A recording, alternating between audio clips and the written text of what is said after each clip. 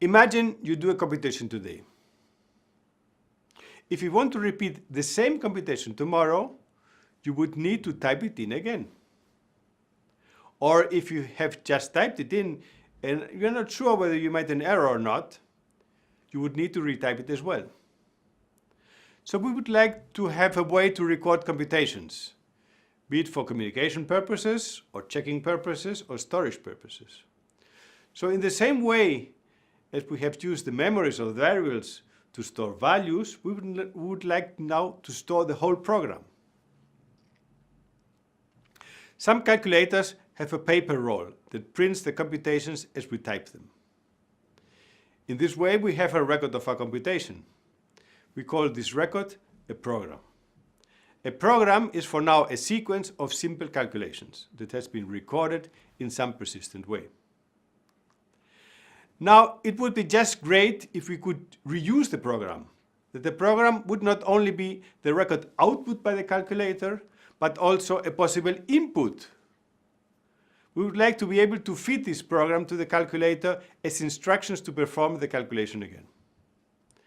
Now our calculator is becoming closer to a computer.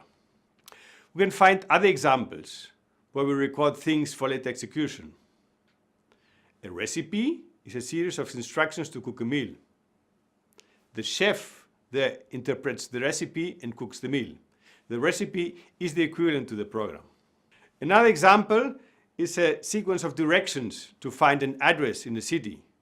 Take the first to the right, the second to the left, etc. Now this series of instructions, of directions, is the equivalent to the program.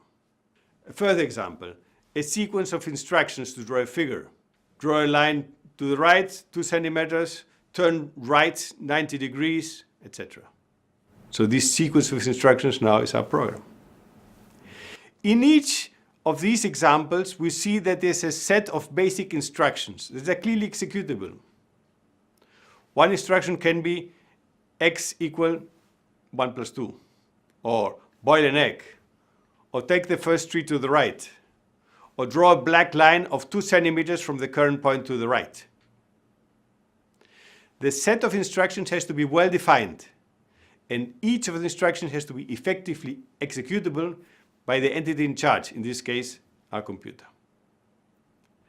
So far, we have only seen a very basic set of instructions. We will enrich this set in coming lessons. Now, these basic instructions are normally text. There might be visual representation occasionally, but in general, they're written in textual form.